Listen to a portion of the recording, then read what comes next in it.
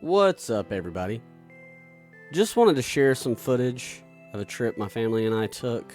This was back in September. My dad and we wanted to ride the Tail of the Dragon, and it's like 4.5 hour drive from where we live.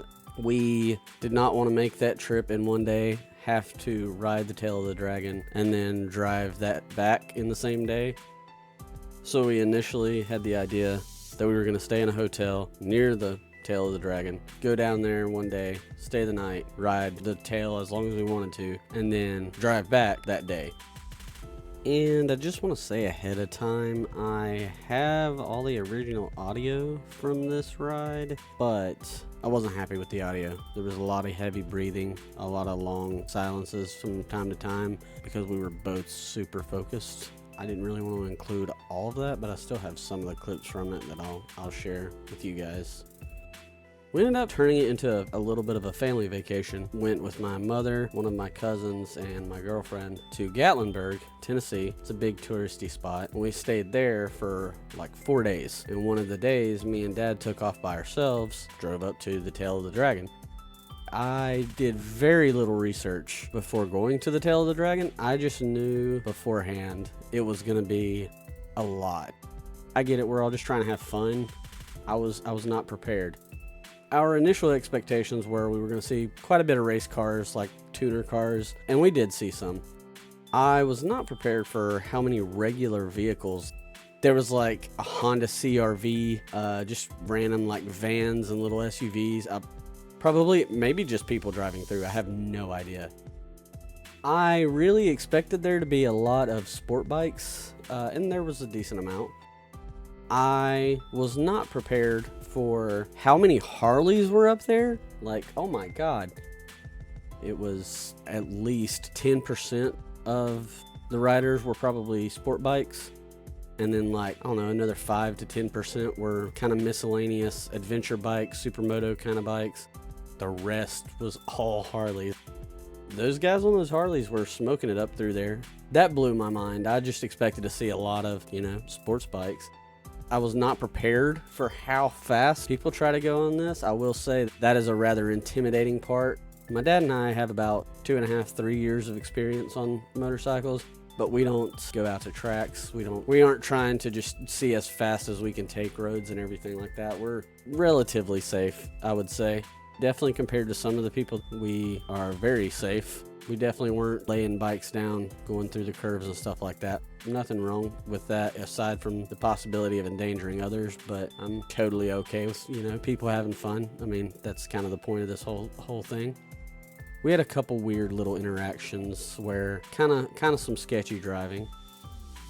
Before going up there, I did not know that Max Wrist, shout out to that guy, lived up there pretty much and just rides that every day. I have since learned that because of going up there and seeing his motorcycle and seeing him. I didn't introduce myself or anything like that. I'm not really that kind of person. I'm not there to, interfere with what he wants to do. It was pretty cool having seen a pretty big YouTuber up there. I used to watch him when I first started riding, and then I kind of just trailed off just because that's not my style of riding, I guess. But to each his own.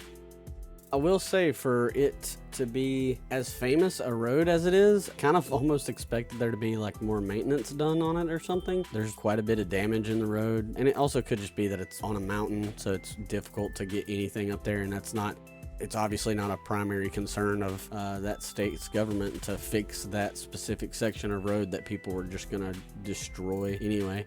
There was a lot of sketchy places where like the ground was sinking underneath the pavement, and especially if I were going through there fast, that would terrify me more than anything.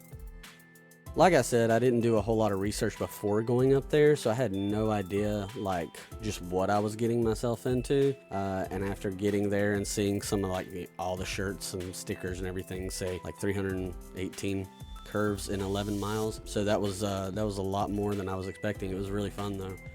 The trip down there, we decided to take the back roads. We just clicked avoid highways on my GPS. It took us up I believe it's the Foothills Parkway on the way up there, and my God, that road was absolutely beautiful. That was such a nice, calm, peaceful ride. There was not a lot of people on it, so that was really fantastic. And if I would have known ahead of time that it was there and how long and how calm and decent of a ride that would have been, I would have absolutely went ahead and recorded that ride instead of quote unquote saving my batteries for the Tail of the Dragon. And then once you get off of the Foothills Parkway, you go back down quite a few more back roads, and you'll see it somewhere in the video that it looks almost like you're driving around a lake that is a full circle lake, like a donut, like imagine a donut, but it's like it has a mountain inside that lake, like the donut hole is a mountain. That's almost what it seemed like. In looking back on the maps, I don't believe it is like that. I think it is just a really long winding river, but we never got to see kind of the other side of it. Because it pretty much, you drive beside that road until you get to the beginning of this video, right at the end of the Tail of the Dragon.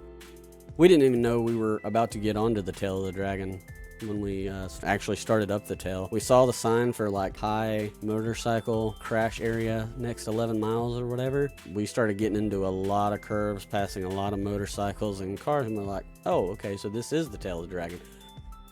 Not being prepared as I was, both of us were driving and then slowing down a lot, and when we were going through curves, we were being more cautious than prepared, I guess. So I was heavy on brakes and not accelerating through the curves. So the first ride up the Tail of the Dragon was incredibly exhausting. All my body weight was on my arms.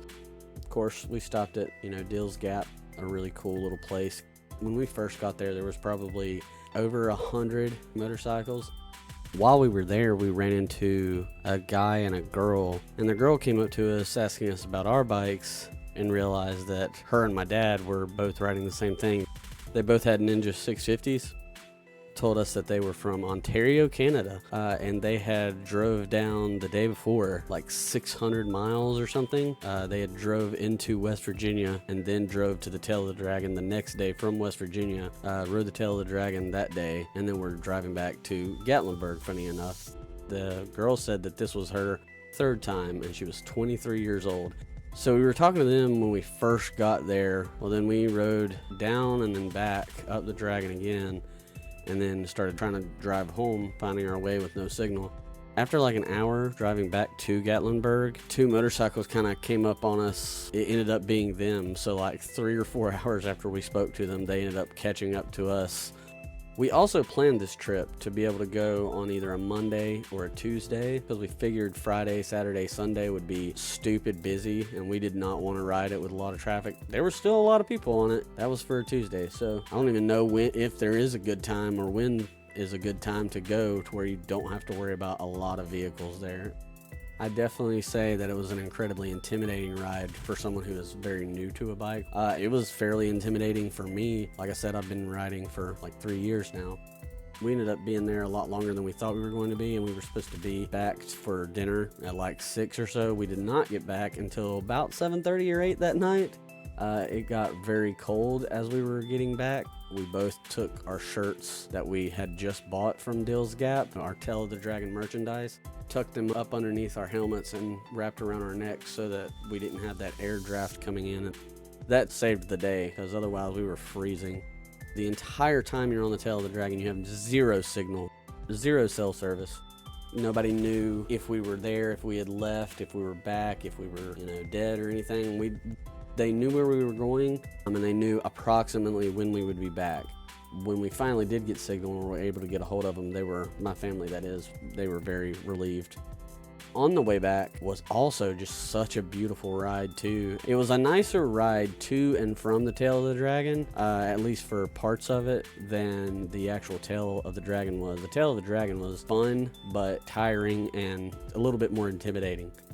Overall, I would go back to the Tail of the Dragon, but I would be a lot more prepared. I would maybe plan on making it like a 2-day trip, make it like halfway up there one day, or the rest of the way up there the next day, and stay up there. Then I would probably spend most of an entire day riding the Tail of the Dragon, getting used to it again and everything, and then probably stay up there another night, and then drive the rest of the way home. That, I don't know, all around like 5-day trip or something like that. But that would be the only thing we did, because we were also trying to get back to Gatlinburg and still be on, a little bit of a vacation with my family. But overall, me and my dad had a great time. I'm glad that he and I got to go do that ride. It's always nice to be able to go and do a really long ride like that, because it's just time where he and I are hanging out, spending some time together.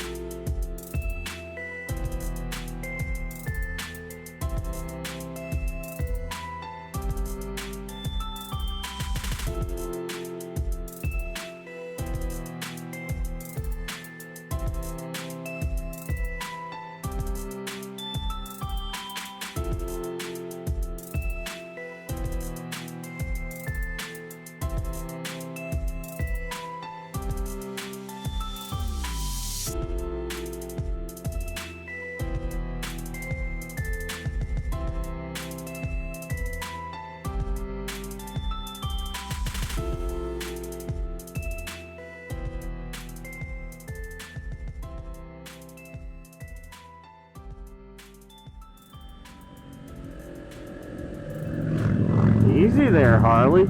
Oh shit, I like he's coming at you. $3,000 fine. Sorry, what were you gonna say there? Dude's got a utility trailer on the back of his. That's insane for me to think about. Like, I can't imagine pulling a trailer on a motorcycle. What came first, the dragon or the tail? I don't think that makes any sense at all. Oh, look at the S2000. That's a bigger spoiler than freaking Snape killed Dumbledore. Never did look at the map to see if that was a circle lake with a giant island in the center of it. Aw, these people are He's like, oh nice. shit, here comes some motorcycles. I better look out. Watch out. He don't know we're noobs.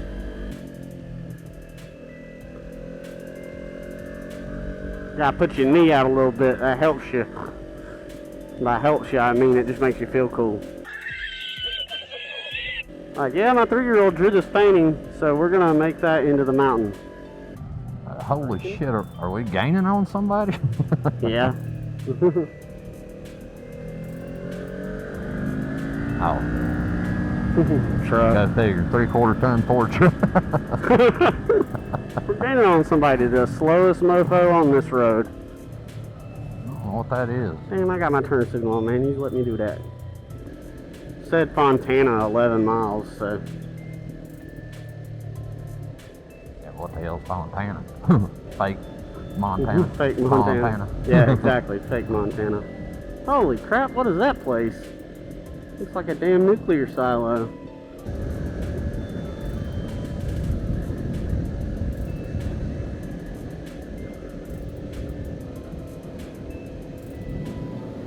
Why didn't we get a heads up of a narrow bridge? Because Yeah, I know, right? That's the narrowest bridge we've been across now. Oh, damn. Oh, shit, man. Woo, alright, yeah, I'm good. That was some sketchy road right there, dude. Yeah. That is insane. Yeah. Bicycle. That poor man. Phew. He's fighting demons. Look at that. That's crazy.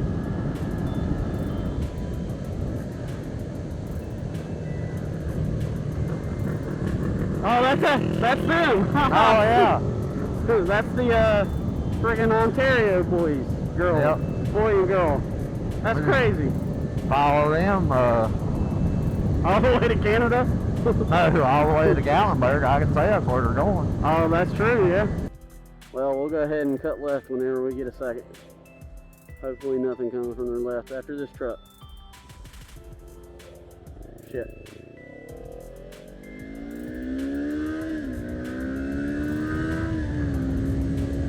I dislike that you can't see at all around that front corner. Yeah, just be careful. He's good.